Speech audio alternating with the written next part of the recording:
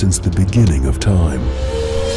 Some ancient mysteries have never been solved. To take an unforgettable journey where no one has dared to go for thousands of years. Until now.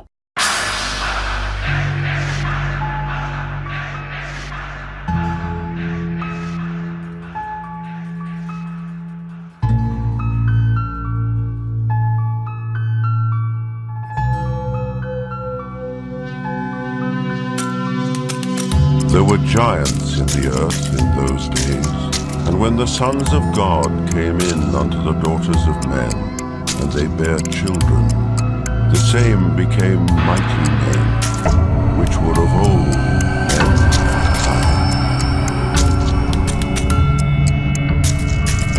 Regardless of race, region, religion, or age, every society has created legends about giants.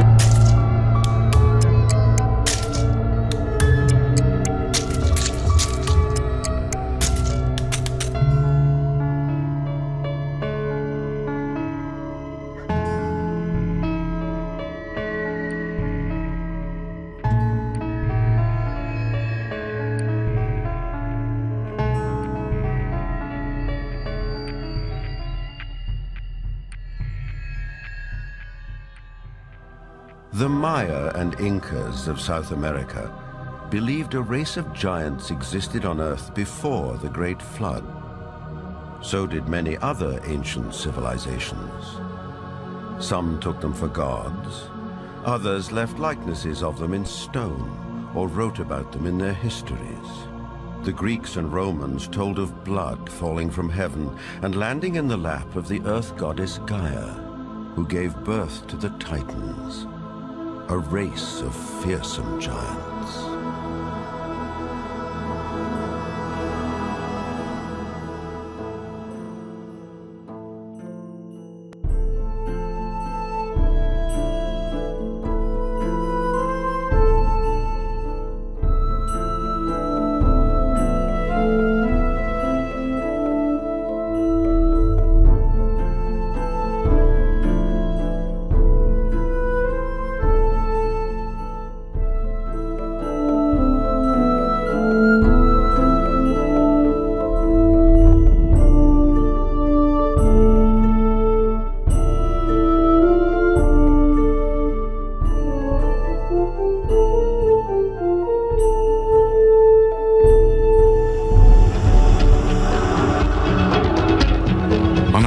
Field of yellow grass 2 hours southwest of London, multi-ton boulders make up an archaeological site of gargantuan importance.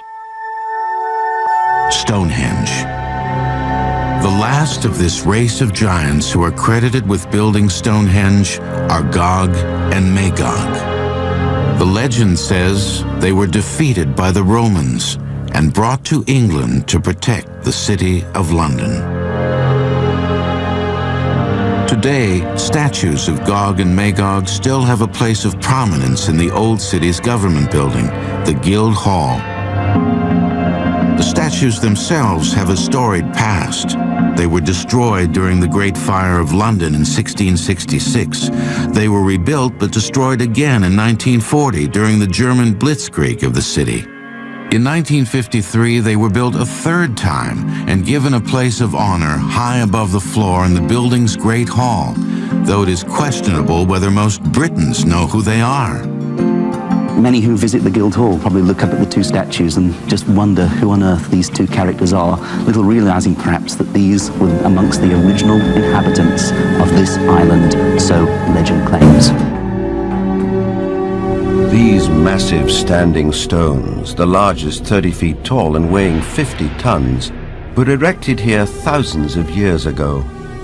The early Britons called the stone circle the Giant's Dance and believed giants had built it.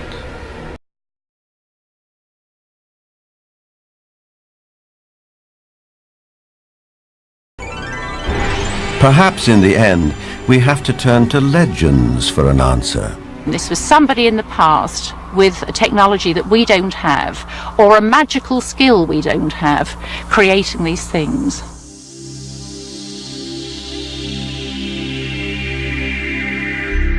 The spiral-shaped Gilgal Rephaim is situated in the Golan Heights, 50 miles from Damascus.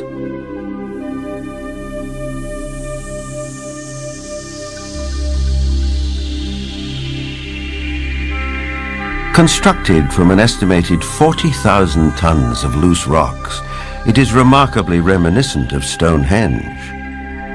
Both have been dated at around 5,000 years old and have similar megalithic stones.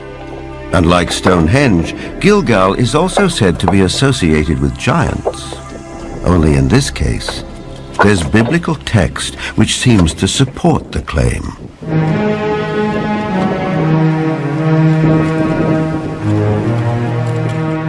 Israeli archaeologist Daniel Herman is investigating the newly opened grave.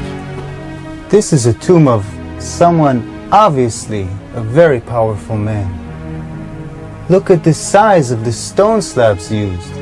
This must have taken an enormous amount of time and effort to construct.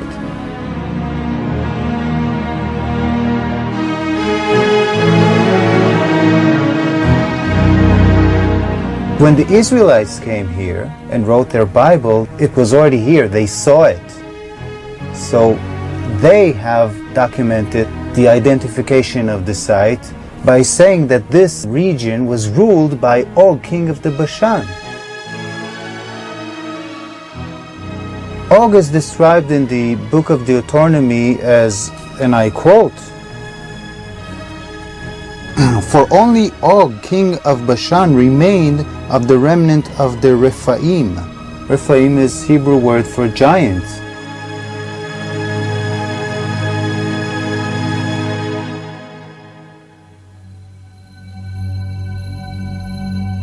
The surface of our planet is strewn with gigantic constructions dating back thousands of years. They're in the deserts, on the plains, under the oceans, high on the mountains, like those in South America. I think the world looked like the cities we see in Machu Picchu, Tiahuanaco, Sacsayhuaman. I think it was a world peopled by giants who structured their buildings out of massive building blocks, 500-ton, 250-ton blocks. Massive ruins, the scale of which stagger the imagination, are found throughout Central and South America.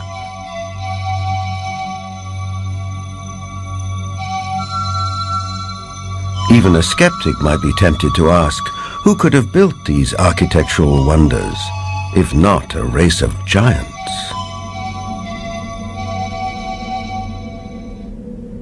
People of the Mediterranean island of Malta have an ancient belief that their island was known as the last stronghold of the giants of Europe. An explorer who has made a lifelong study of megalithic structures is the best-selling author of The Eyes of the Sphinx, Eric von Daniken. Malta has gigantic temples. They date really back to the past. Nobody knows exactly, but 5,000 years at least BC. And one of the temple in Gozo still today has the name the Temple of Giant, Gigantia, they call it there. A local legend says the temple was built by the giantess Sansuna. The blocks are so huge, so heavy, that no normal human being could have moved it. In Bolivia, only 30 kilometers from Lake Titicaca, there are gigantic stone platforms all over the place. The largest of it was once 29 meters long. Its weight has been calculated with 900 tons. Now, this is on a place where we are 4,100 meters high in the Andes, which means there are no trees, no wood, nothing. It is not possible to transport a 900-ton platform without any wooden rollers. Even with wooden rollers, it would be extremely complicated. So these facts are here. You can see them, touch them, photograph them. but there is no explanation for it. For sure, the pre-Inca Indians, the Aymara, were not able to move it. So what is it? What's the result? We don't know. On many places on Earth we find structures which could be related or to ETs, to a technology which we do not understand, or to giants. ETs, giants, a secret technology? Believers take it in their stride. Here's the best-selling author of Architects of the Underworld, Bruce Rux. The architects are that race or those races who built all the megaliths in the old world, the pyramids, Stonehenge. They are the people who walked before us, the ones who inhabited this world before we did. We have called them gods. We've sometimes called them giants. They left their handiwork behind, and we have not been able to duplicate it. We've only reached the point now where we can really appreciate it. In Lebanon, 44 miles from Beirut, are the imposing ruins of Baalbek. There is mention of this place in the Old Testament's Book of Kings. Baalbek in particular is a very good example. That has the trilithon. Those are the largest stones in the world ever used for construction. They're so large we don't even know their actual weight. Those stones were somehow quarried, moved 5 miles, lifted 25-30 feet in the air, and placed together so closely that you can't fit a razor blade or a piece of paper in between them. We have no idea how they did it. We don't have a crane in the world that can lift weights anywhere near what those things are. No one knows for sure, but according to Arab tradition, the earliest temples were built here after the Great Flood by a tribe of giants for the biblical king Nimrod.